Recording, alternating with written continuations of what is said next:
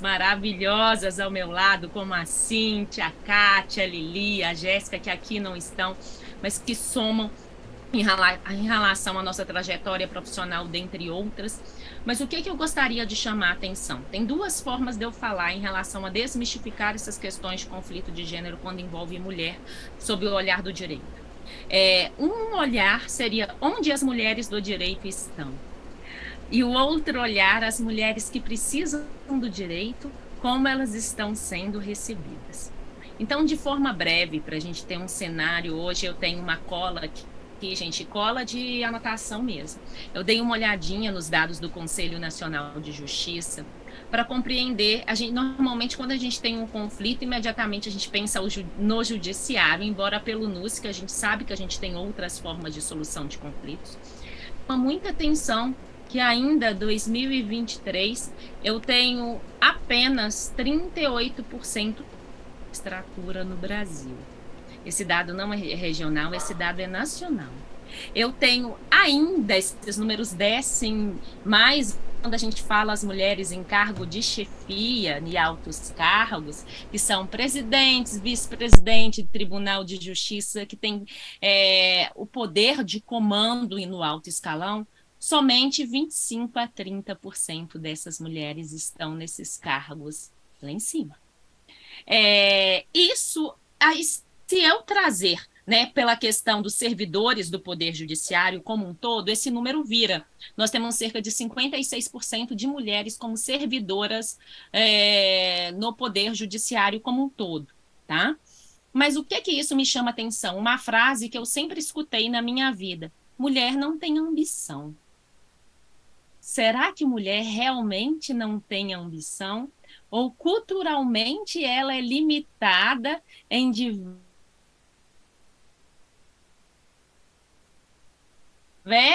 papéis da vida dela? Porque eu vejo, a mulher chegou no Poder Judiciário, mas eu tenho uma intenção de servidoras, cargos respeitados, mas não cargos hierarquicamente maior, e um número bem menor em cargos mais altos de representatividade. Será que essa frase mulher não tem ambição limita a mulher no seu caminhar, na sua profissão?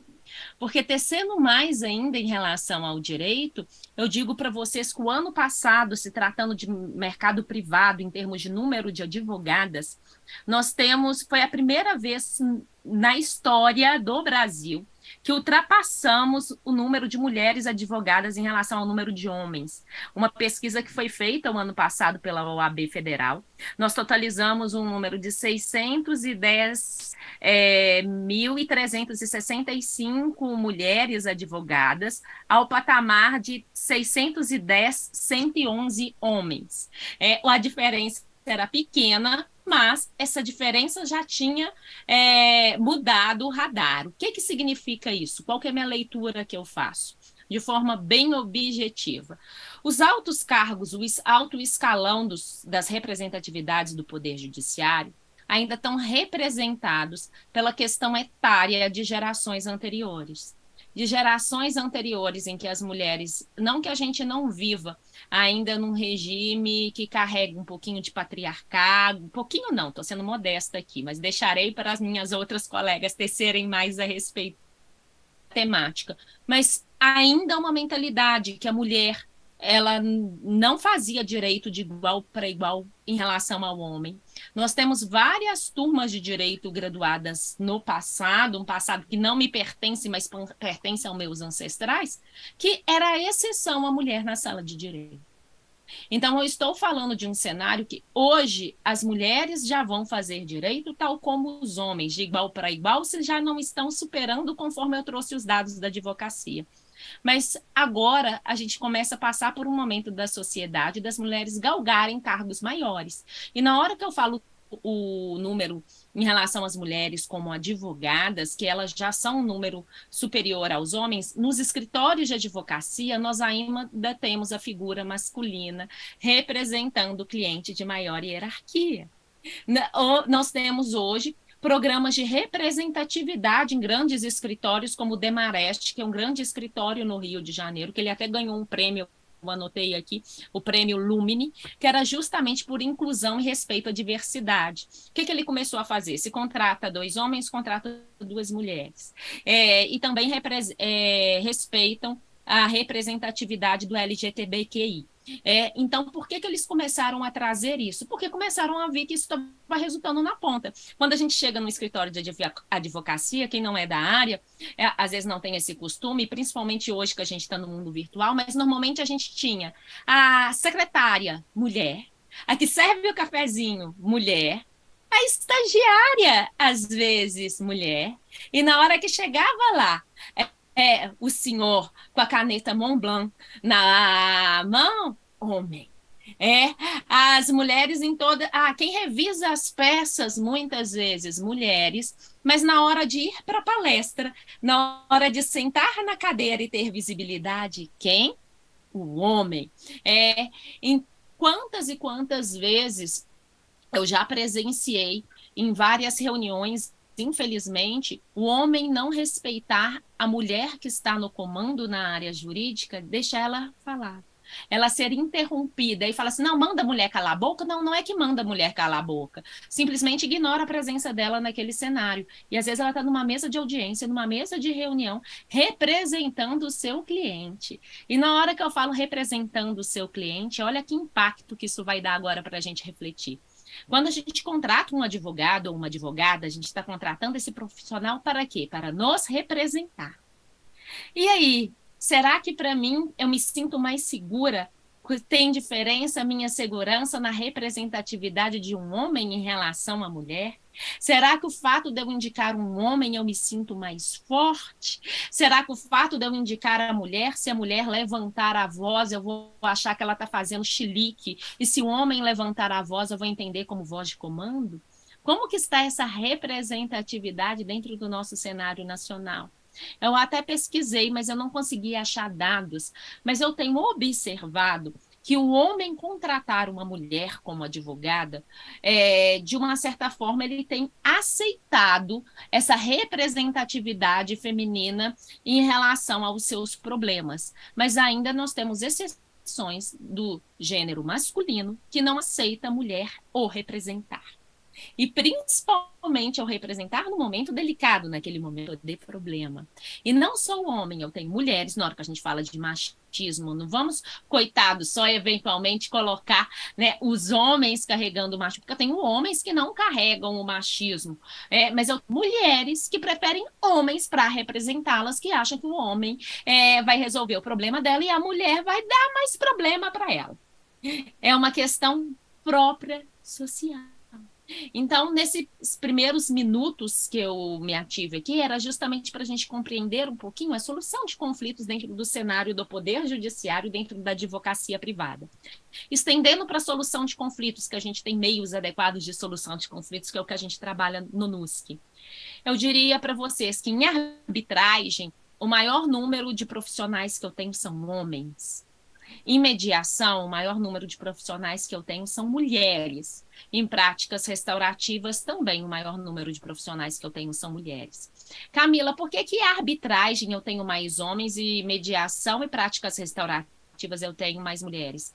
Querem perguntar onde que rola mais dinheiro? Onde que rola mais poder econômico, status social? É na arbitragem. E é na arbitragem que a mulher tem, coincidências ou não, um espaço reduzido. Onde que tem, como que está em ascensão isso? Em todas as áreas. E quando nós falávamos de mediação, falava-se muito que mediação era coisa de mulherzinha, aquela situação que você vai para abraçar a árvore. Porque os homens desrespeitavam a mediação como forma de solução de conflitos, porque isso não estava dentro da nossa legislação. A mediação foi incorporada como legislação e fazer acordo, escutar o outro, passou a ser pontual na nossa legislação no Brasil pós-2015. Então, estou falando de um cenário bem recente. Então, estou falando de um cenário em que o homem está vindo para a mediação, porque está presenciando que não só a mediação, como a justiça restaurativa, a conciliação, tem um mercado gigantesco, uma fatia de bolo muito boa, e ele precisa emergir ela, porque também vai ter dinheiro lá dentro. Mas um outro método que eu não trouxe aqui para vocês para falar, se tem mais homem ou mulher, que embora é um meio adequado, mas no NUSC a gente não trabalha porque não precisa necessariamente de ter um terceiro, a negociação. Quando nós falamos de grandes negociadores, é raro e triste, infelizmente, eu citar um nome de uma mulher. Nas negociações entre empresas que gera muita grana, os nomes de destaque ainda prevalece o gênero masculino. O que essa minha fala está querendo demonstrar para vocês? Onde corre dinheiro é onde tem ambição, onde tem poder, onde tem status, eu tenho mais o gênero masculino nessas pontas dentro das posições jurídicas. E nas outras posições, não que são menos importantes, mas que a visibilidade não é tão grande e que a questão financeira não é tão grande, aí sim eu tenho mulheres ocupando esses lugares. É hora, quem sabe, de nós caminharmos para mudarmos essa mesa. Um ponto que está ajudando muito é a visibilidade nas mulheres. Sabe esse poder de fala que eu estou tendo aqui? Eu atuo na área há alguns anos, não preciso de falar que é mais de uma década, senão vocês começam a fazer conta quantos anos que eu tenho. Mas quantas e quantas vezes eu ia para evento, às vezes eu era a única mulher dentro de uma mesa cheia de homem falando. Ou então, se eu estava na plateia, quantas e quantas vezes você via assim, 8 homens palestrando o dia inteiro. Desses 8 homens, 2 mulheres tinham poder de fala desse tamanhozinho. E aí? Quem que estava tendo visibilidade? Como que isso repercutia? Aí, quem não sente, quem não é do outro lado, às vezes não fala, Camila, o que isso tem a ver? Isso tem tudo a ver. A partir do momento que eu só tenho obras escritas pelo gênero masculino, a partir do momento que eu só tenho escuta do gênero masculino, que eu só tenho no alto escalão o gênero masculino, eu acho que eu nunca posso chegar lá. Porque eu não me vejo dentro daquele cenário. A partir do momento que eu vejo mulheres tão competentes quanto homens tendo visibilidade, fazendo história dentro daquele cenário, eu acredito que eu posso chegar lá. Mas qual um outro problema para finalizar a minha fala em relação ao cenário? Na hora que a gente fala de solução de conflitos dentro com a ótica do direito. Quando a mulher está ali no seu papel de vítima e ela precisa de um cuidado do direito. Vamos falar rapidinho a questão da violência doméstica, por exemplo. É um cenário muito atual, nós temos delegacia especializada em mulheres. Isso não era um cenário que fazia parte da nossa história. É um cenário nacional eu ter juízas responsável por varas que tratem sobre violência doméstica. Então, qual é o cenário que nós tínhamos há pouco tempo atrás? Eu era uma mulher, eu passava, além de não ter nem legislação que me protegiam devidamente, na hora que eu tinha coragem de me abrir com alguém ou me expor a alguém, eu tinha de fazer isso com um gênero oposto que muitas vezes eu não tinha. E aí fala assim, mas qualquer mulher doméstica, por exemplo, qualquer mulher, obviamente, tá, gente? Porque o fato de ser uma mulher numa posição hierárquica, o que está acontecendo também é que, lógico, por eu me enquadrar como mulher, eu tendo a defender as mulheres, mas eu não posso fechar os olhos pelo que acontece. Muitas mulheres chegam no poder sem ter o mínimo de acolhimento, sem ter o mínimo de sensibilidade, e que realmente são mulheres que estão lá, mas não têm empatia com as outras mulheres que chegam. Porque estão dentro de um sistema patriarcado em que elas se moldam daquele momento e se tem uma postura, às vezes, pior dentro desse cenário. Não estou generalizando, mas eu estou trazendo apontamentos que existem. O que eu percebo para a gente ir caminhando para o dar tchau quando a gente fala violência doméstica? A violência doméstica ela está ascendente, mas está ascendente as mulheres manifestando que passou por esse fato. Então, não quer dizer que não existia violência doméstica, não existia a coragem da mulher falar. E hoje não só a coragem da mulher falar, como ela ter acessibilidade a essa fala. Fala assim, a cárcere privado, escravidão já acabou há muito tempo no Brasil. Não necessariamente. Muitas mulheres não conseguiam sair de casa para poder manifestar o que estava acontecendo. Porque se ela separasse, ela ia voltar para a casa do pai, que ela era mais maltratada na casa do pai do que ela estava sendo ao lado do marido. Infelizmente, são situações. E falando de violência do gênero feminino, não só em relação à violência doméstica, a mulher, no mercado de trabalho como um todo, ela vem sendo cada vez mais respeitada, mas ainda está longe de ser o ideal. Ah, em outubro do ano passado, eu passei por uma audiência de arbitragem em São Paulo, em que eu não estava como árbitra, eu estava como assistente do tribunal arbitral. A árbitra presidente era uma mulher e dois homens ao lado.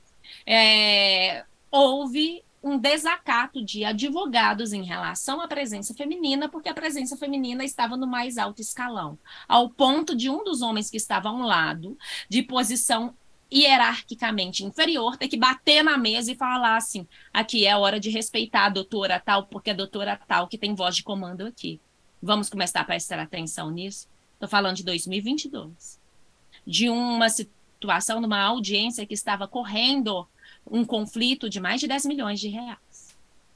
De pessoas totalmente civilizadas, de terno, de gravata, teoricamente de uma cultura boa, mas que carregavam ainda e que carregam ainda machismo, patriarcado e ausência de respeito. Então, não quero me estender, porque eu quero muito escutar as minhas colegas, a Kátia e a Tayane. Mas, para finalizar a minha fala, eu gostaria de deixar registrado que, sim, a gente tem que lutar pelo nosso espaço, continuar lutando, mas que essa luta também não seja de exclusão. Não acredito num mundo em que as mulheres chegam no seu papel e que sejam respeitadas, inferiorizando os homens. Também não gosto dessa atitude que acontece, esse radicalismo que em alguns momentos acontece, de para eu me sentir respeitada, eu ter que desrespeitar o gênero masculino. Eu acredito realmente que a gente pode caminhar numa sociedade que a mulher seja respeitada e tenha seu espaço, e o homem também. Para isso, nós vamos precisar de muito diálogo, de muito contexto das práticas consensuais que nós carregamos na nossa trajetória em relação ao NUSC. Quero muito agradecer a você, Luciana, e demais aí pela lembrança do meu nome, pelo convite e cumprindo a pontualidade e a celeridade, já que falam que mulher fala muito, eu caço minha palavra nesse momento.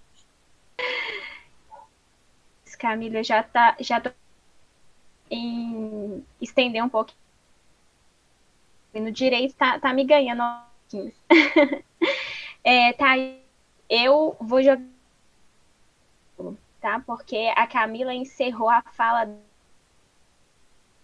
dos efeitos aí desse machismo, dessas questões mesmo assim bem sociais, e eu realmente não teria sobre esses aspectos assim do que você. Então eu deixo agora a palavra com você para você poder dizer para a gente qual que é a psicologia sobre isso.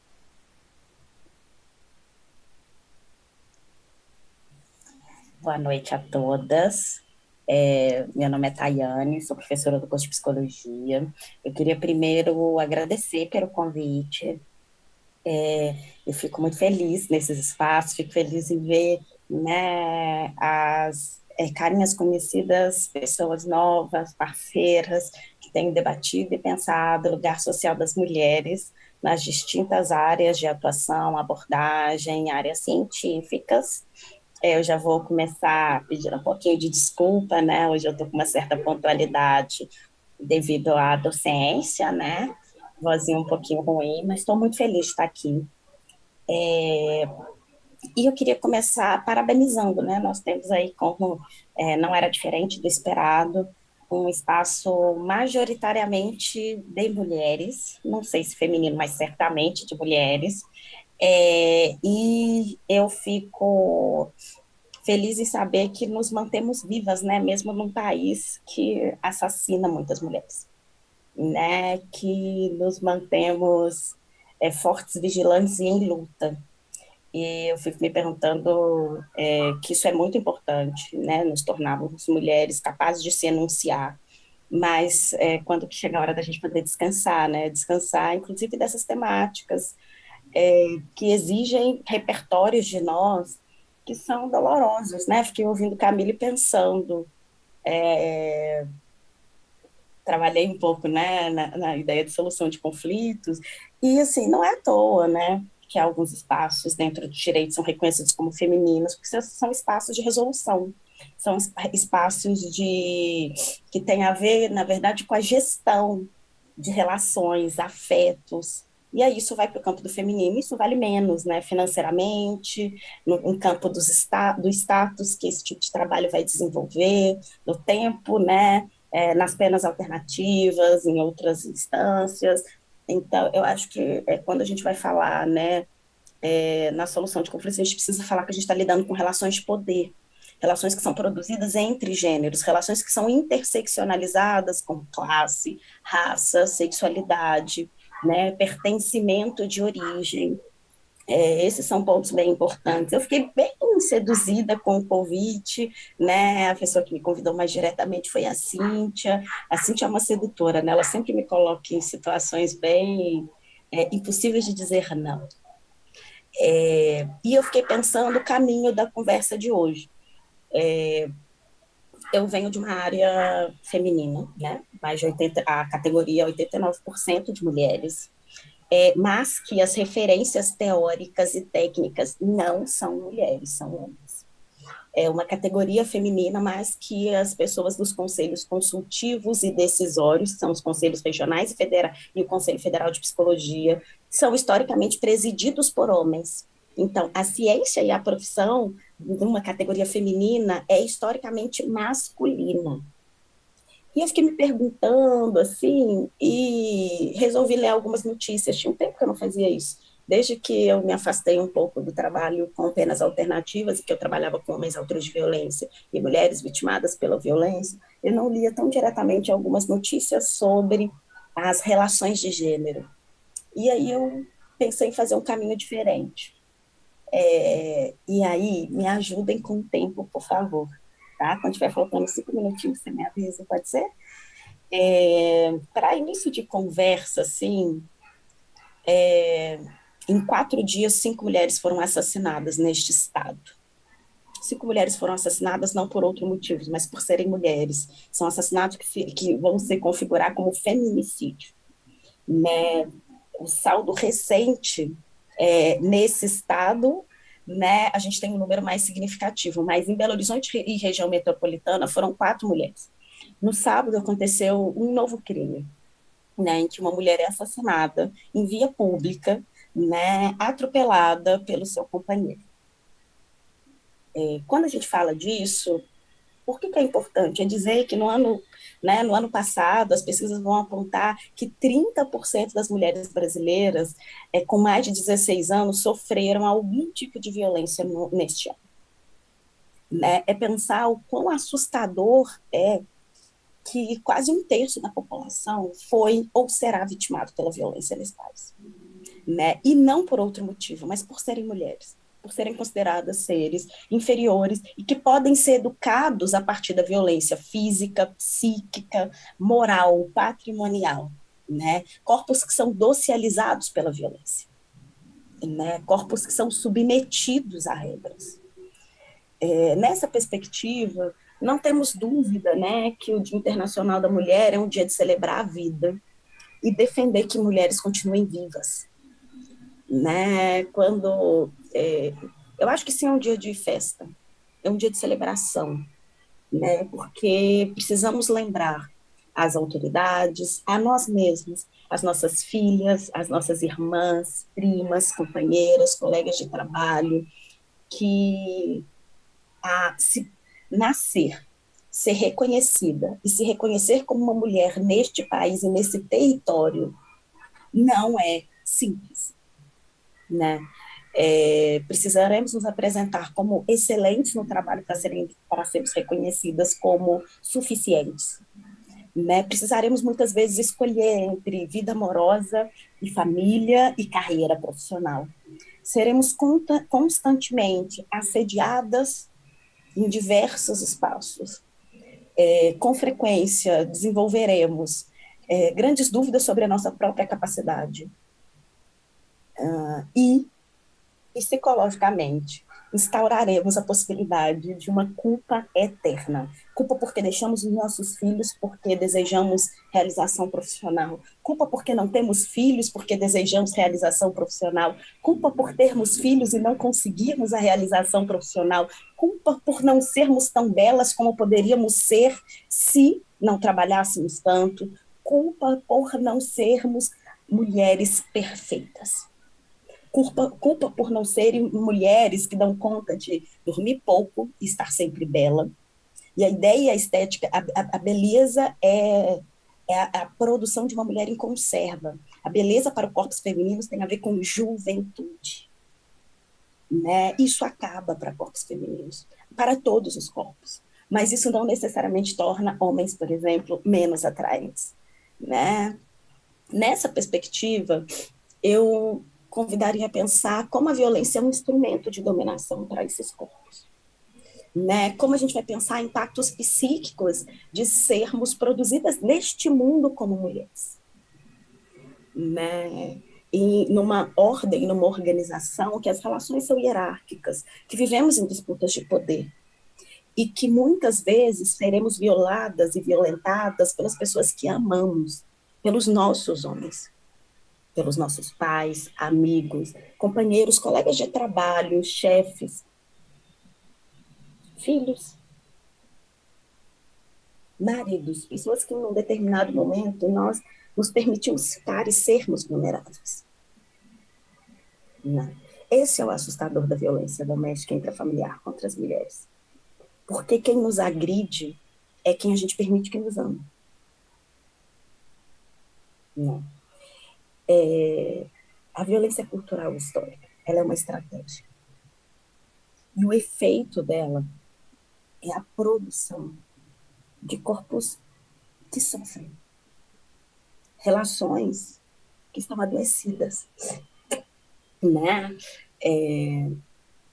A gente muito tem falado sobre relacionamento abusivo, relacionamento tóxico. Né? Tenho lá minhas questões com essa expressão, mas o que a gente tem visto são padrões de repetição. Mulheres que aprendem, né, e são socializadas a repetirem o mesmo processo do ato de se relacionar. Elas vão desenvolver comportamentos apreendidos. Né, numa história pregressa, elementos que ajudam elas a entrarem em ciclos, que são ciclos contínuos. Né, mulheres que vão se ver vivenciando violência doméstica intrafamiliar em 3, 4 relações. E a única pessoa que se mantém são elas. Os companheiros mudam. Né? E elas vão se envolver tão forte emocionalmente que a gente cria circunstâncias que facilitam o domínio do abuso. Né? Mulheres que não conseguem identificar a diferença entre amor, cuidado e domínio. Né? Porque a gente criou uma história e uma ideia que o amor é ciumento, que o amor, que o amor de verdade, ele permite que o outro limite a sua experiência. Que o amor verdadeiro tem a ver com um outro que não consegue lidar com a sua autonomia. Né? Então, eu convidaria a gente para pensar, né, como normalmente os crimes cometidos e que as mulheres são alvo, são crimes passionais. Por pessoas que não têm registro criminal anterior. Né, são reconhecidos como cidadão de bem, né, e atenciosos no trabalho e com os filhos. Né, são pessoas que não são suspeitas anteriormente. Né, quando a gente vai pensar que 35% das mulheres no mundo, 1 a cada 3 mulheres, já sofreu violência física ou sexual, que são reconhecidas como violências, entre muitas aspas, muito mais graves. Né, isso é muito assustador. Né? E eu digo isso porque eu queria muito terminar a minha fala pensando sobre um elemento que a gente tem identificado, né, as últimas pesquisas têm apontado que a maior parte das pessoas hoje relatam violência psicológica. Né? E certamente nós temos muitas subnotificações, porque a violência psicológica ela é tão sutil que a gente nem percebe que está vivenciando. Muitas vezes a gente só percebe quando a gente sai daquele ciclo violento e alguém nos diz, assim, mas você achava isso normal? Isso fazia parte da sua relação? Isso fazia parte da sua experiência enquanto ser mulher? Isso fazia parte do que você acha que é se sentir amada, pertencente, constituinte de uma família, de uma unidade familiar? E a partir desse princípio, o que eu gostaria de trazer é assim, o que é uma violência psicológica? Talvez essa seja a grande contribuição da psicologia, né?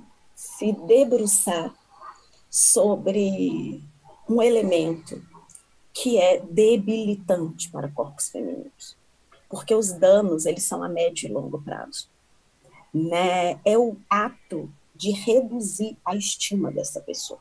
E essa estima resulta em dificuldade de ascensão do mercado de trabalho, em dificuldade de ingressar em novos relacionamentos, em dificuldade de se auto-reconhecer como capaz de gerir uma vida sem esse companheiro ou companheira, né?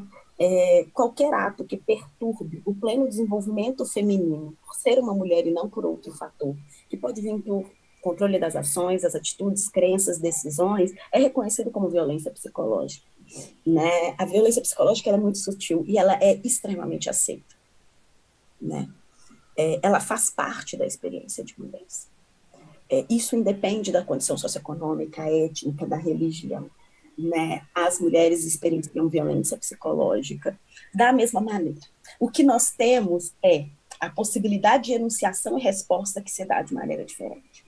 Né? A gente sabe que mulheres ricas têm mais capacidade de responder à violência pelo número de repertórios, não quer dizer que elas vão responder, né? Que elas vão conseguir se sentir prontas para responder de um determinado modo, mas elas vão ter um repertório maior para a resposta à violência. Por isso que a gente precisa de políticas públicas, né? Para atender todas as camadas e classes. Mulheres brancas tendem a ter um repertório um pouco mais vasto do que mulheres pretas. Mulheres pretas e pobres tendem a ter um repertório mais reduzido.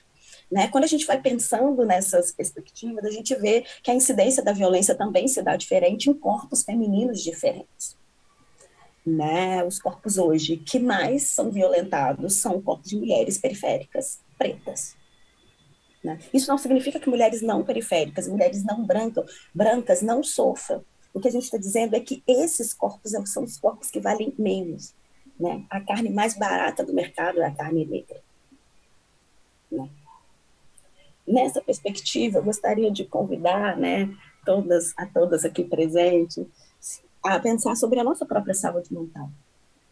Se os traumas que nós carregamos, né, os momentos de amor e desamor, o desenvolvimento de insensibilidade diante da violência, depois de sermos duramente submetidas à violência, a alteração da forma de viver, qualidade de vida, né, a pensar quantas de nós tivemos sentimentos de desvalorização, né?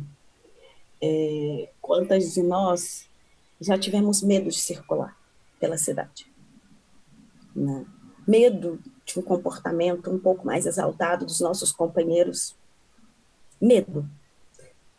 Como, né, a gente lida com a possibilidade de ser constantemente violentada e mesmo assim insistimos.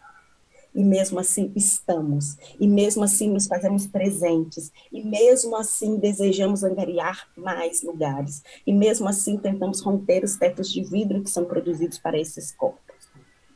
Né? Eu queria terminar pensando que cabe à psicologia pensar e se haver a compreensão dos processos intersubjetivos da violência. E que cabe a nós, mulheres, nos fortalecermos e reconhecermos que as relações de gênero são relações. Os homens não são inimigos. O feminismo busca contar a história da sociedade a partir do lugar social das mulheres. Os homens também são os nossos homens. Os homens são sujeitos que nós também produzimos e somos produzidos por eles. Não é sobre uma disputa de lugar, é sobre equivalência. E equivalência é justiça social e é direito. E é isso que talvez muitas mulheres desejem. Obrigada, espero ter contribuído. Eu sou suspeita para falar, né? Que já está mais dentro da minha área. Mas eu me emociono, acho que todas que estamos aqui nos emocionamos, né, com a fala da Tayane, porque a gente de alguma forma consegue se ver, né, nas palavras que ela nos traz. Tayane, muito obrigada pela contribuição. E eu quero convidar agora a Kátia, que já está mais nesse lugar da assistência social, que vê de perto aí com a acolhida, né, essa questão do gênero, essa questão da violência muito presente. E eu queria convidar a Kátia agora a trazer para a gente esse olhar da assistência social. Kátia, o que você conseguiu já perceber durante esse tempo aí da assistência social com essas questões de gênero? Conta para a gente um pouquinho sobre isso.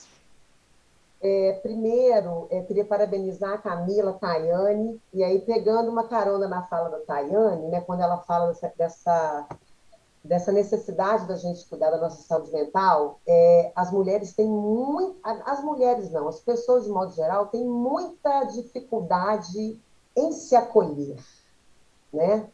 No curso de acolhida a gente percebe muito isso, nas próprias leituras, né? Existem registros, né, de como as mulheres têm essa dificuldade, exatamente, aí eu vou na fala da Camila, né?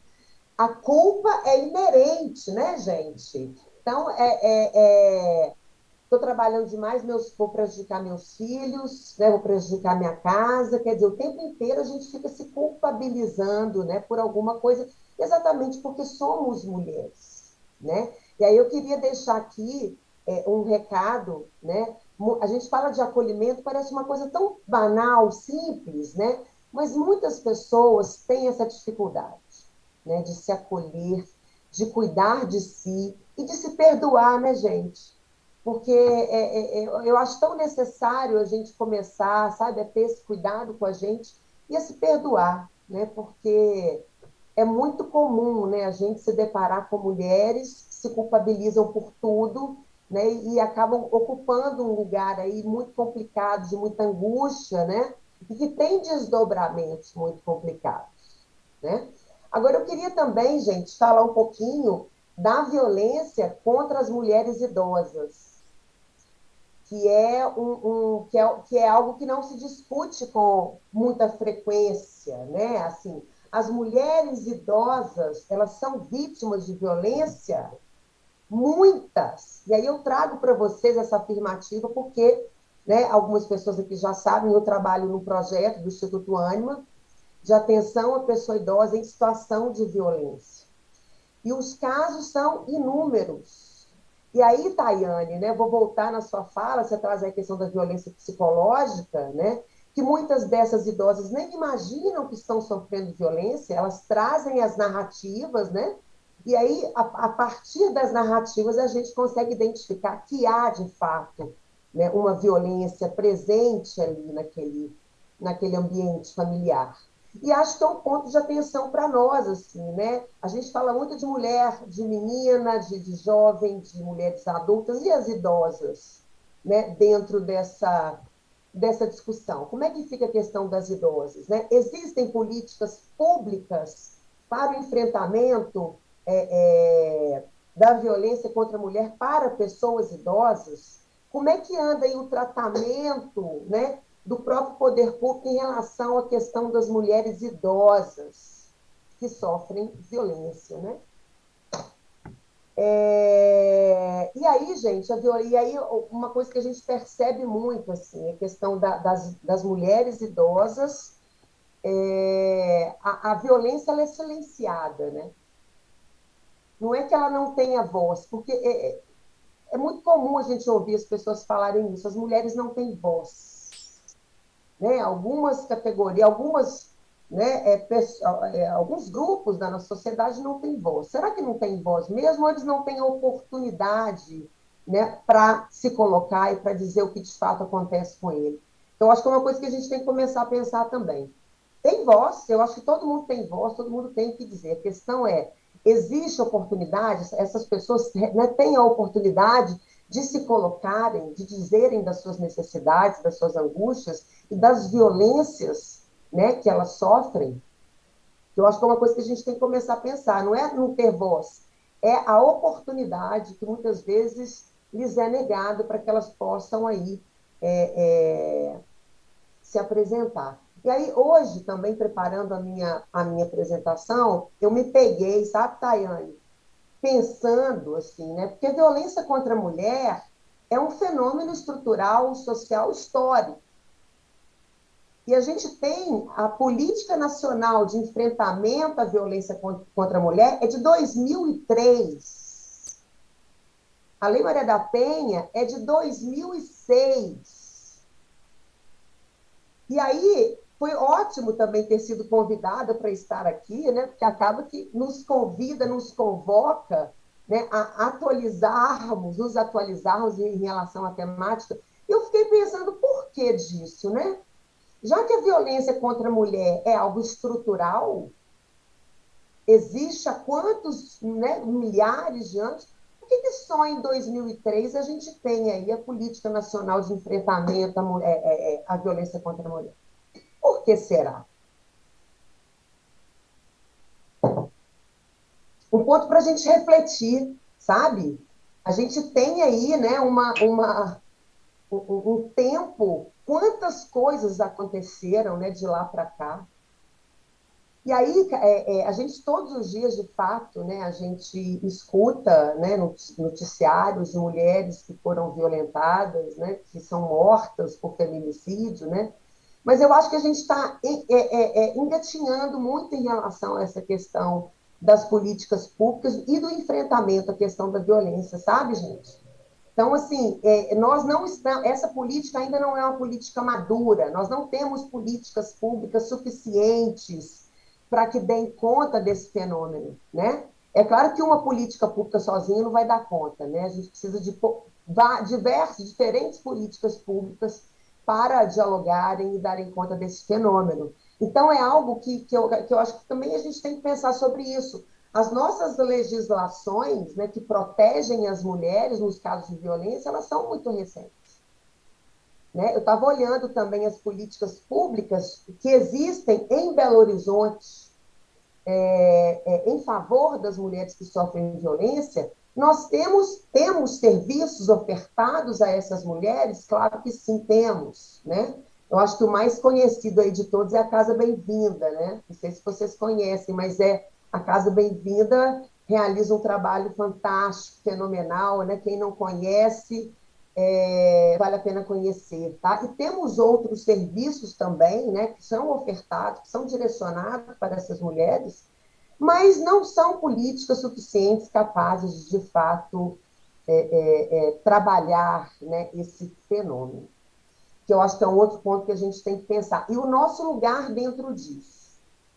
Né? Porque a gente fala de política pública, parece que nós, sociedade civil, não temos nada a ver com isso.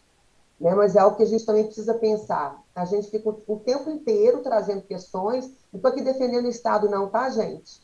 Mas eu quero trazer para vocês essa responsabilidade, na verdade, de todo mundo. Né? E que nós precisamos nos debruçar sobre isso.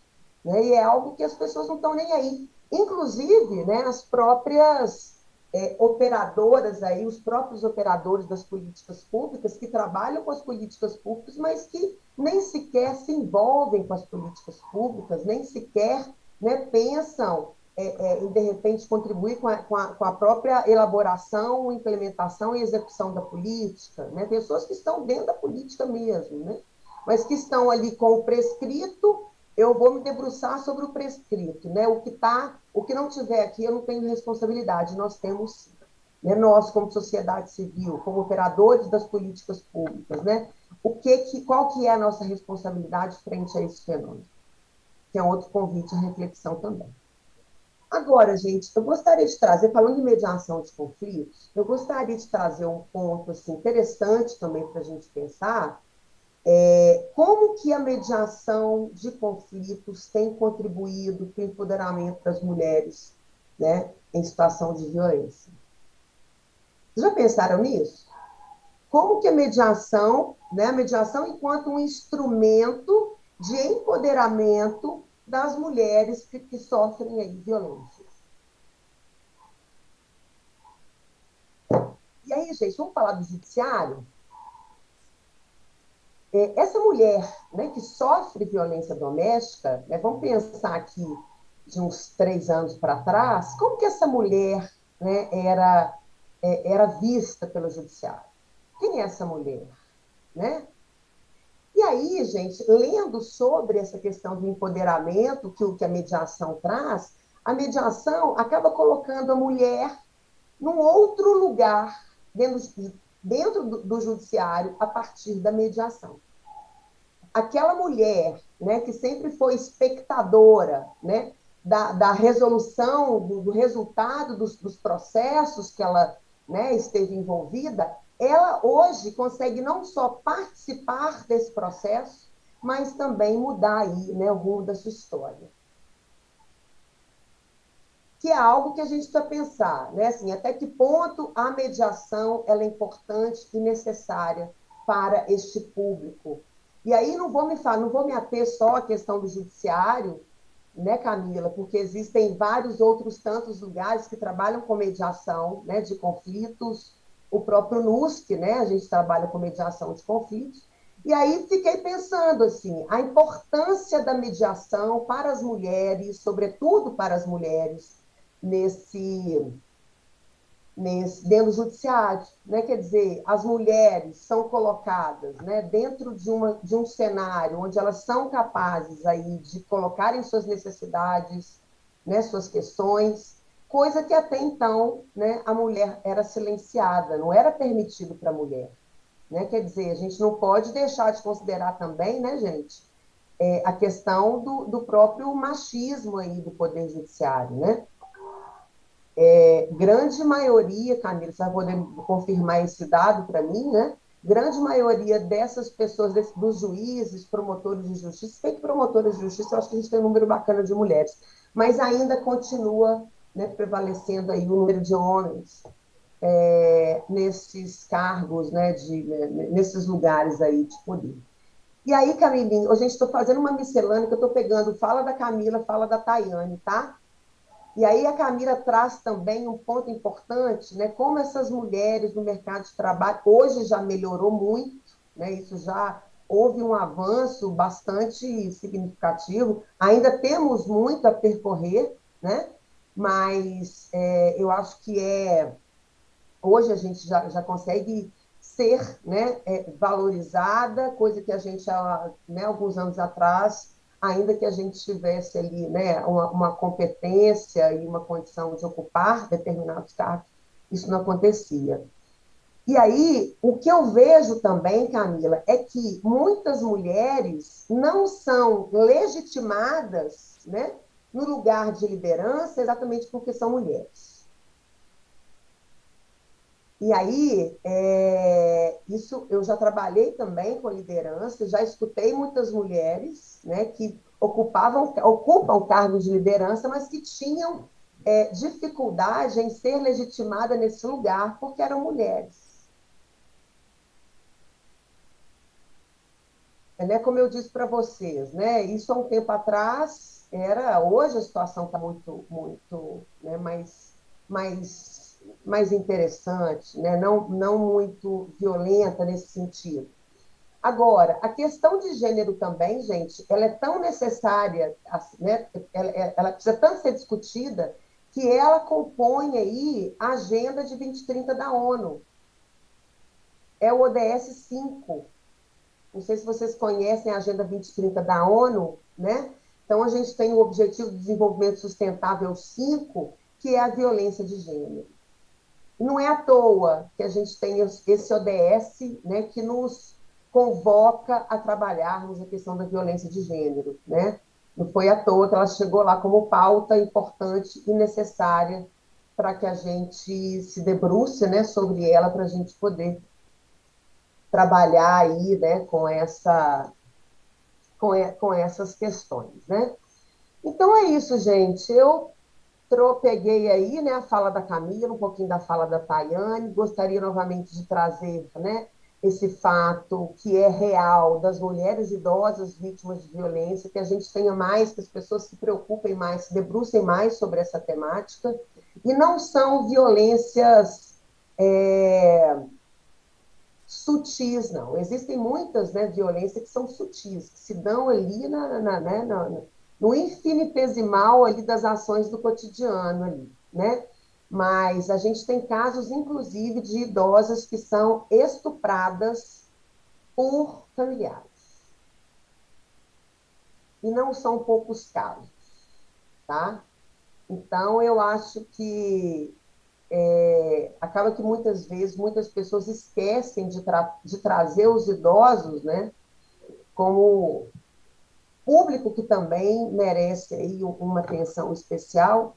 E eu convido vocês também a pensarem, né, sobre a violência contra a mulher, né, sofrida pelas idosas, e o que que a gente pode estar, nós, dentro das políticas públicas, como que a gente pode estar contribuindo para que isso seja, né, melhor discutido e trabalhado, gente.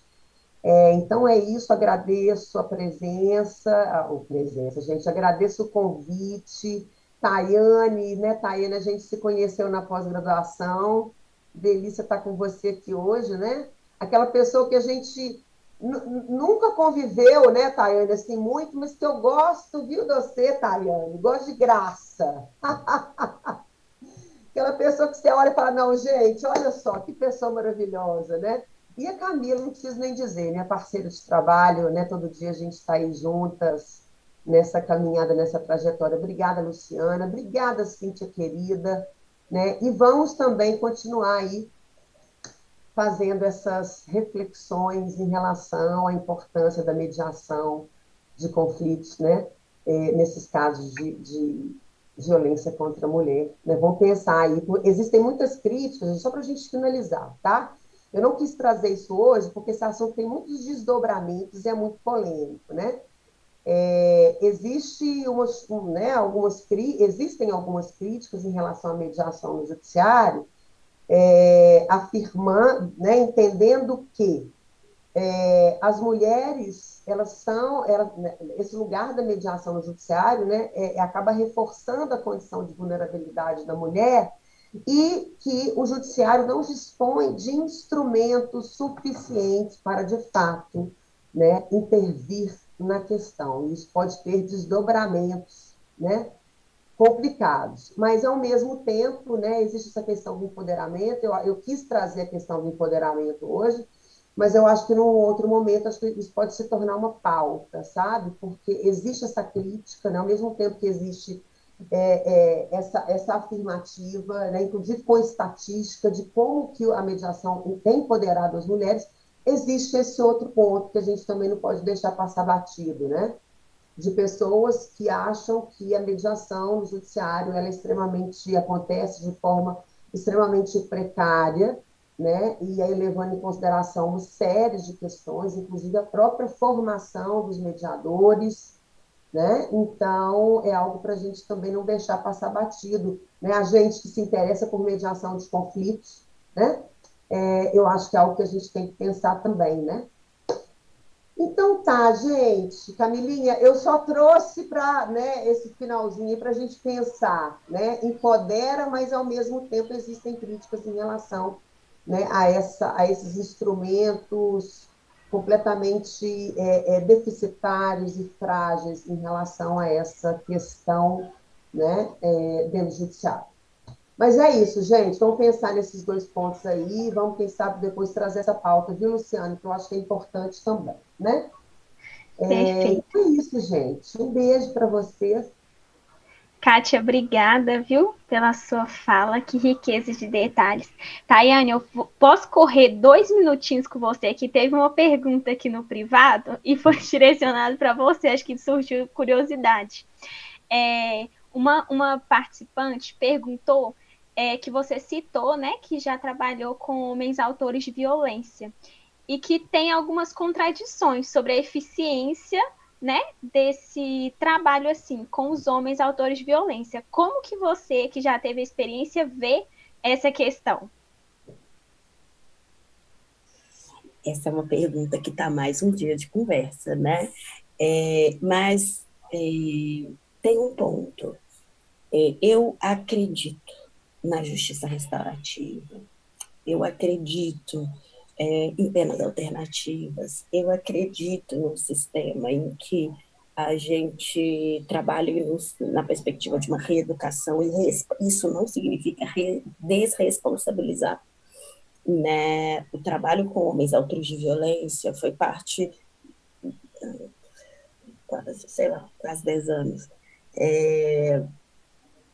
E trabalhar com violência é entender que a gente não ganha sempre. A gente ressignifica a ideia do ganhar, né? Porque as mulheres vão ser assassinadas, violentadas nesse processo, homens vão reincidir nos crimes que eles foram associados. Agora, é inegável que o diálogo acerca da violência produz a possibilidade de a gente ressignificar o processo de masculinidade, de produção de masculinidade, né? Eu entendo como um recurso. Eu trabalhava com grupos de homens autores de violência, atendimento individual a homens autores de violência. Eu prefiro a ideia de autores de violência do que homens agressores, pela ideia do status de não permanência, né? Mas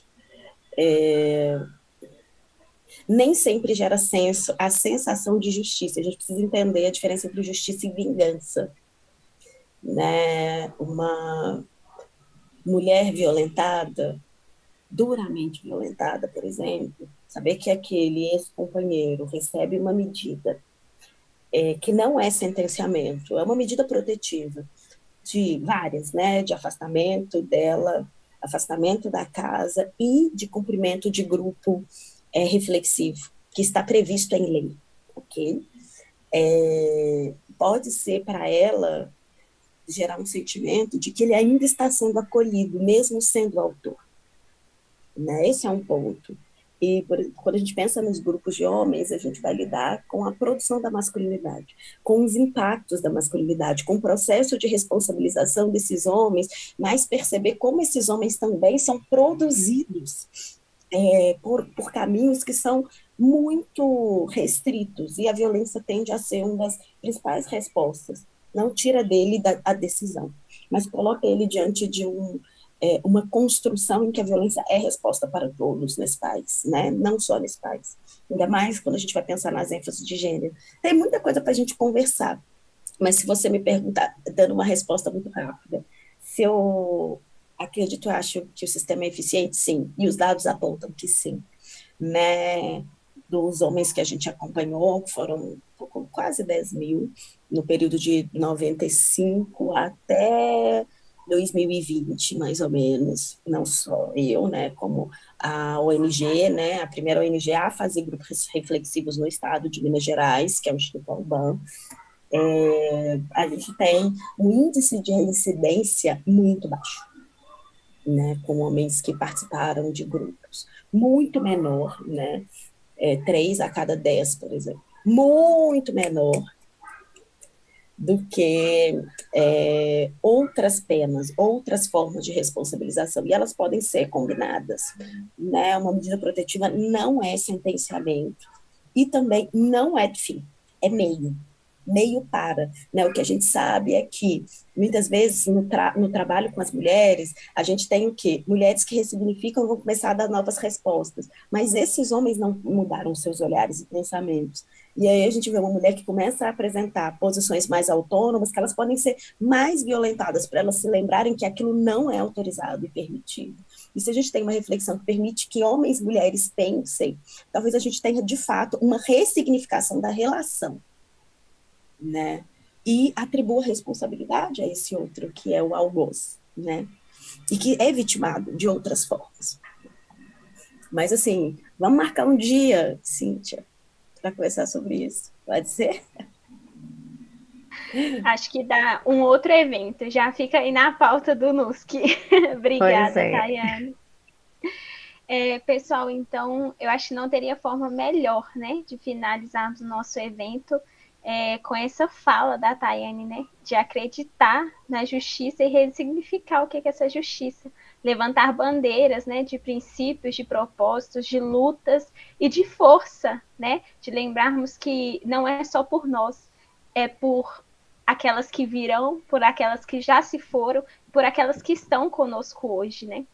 Então, eu quero muito agradecer de todo o coração, em nome de toda a equipe do NUSC, a presença de todos vocês, principalmente das nossas convidadas, né? Kátia, Tayane, Camila, a Cíntia que esteve aí, a nossa cantora Laís, que esteve no início com a gente. Muito obrigada pela participação de vocês. Saibam que, uma vez convidada, agora vocês estarão sempre convidadas e serão sempre muito bem-vindas conosco, tá bom? Acompanhe o NUSC nas nossas redes sociais aí, fiquem à vontade. E a lista de presença para aqueles que querem o certificado, ela está no chat, tá? Não esqueçam de preencher. E até a próxima. Espero nos encontrarmos em breve.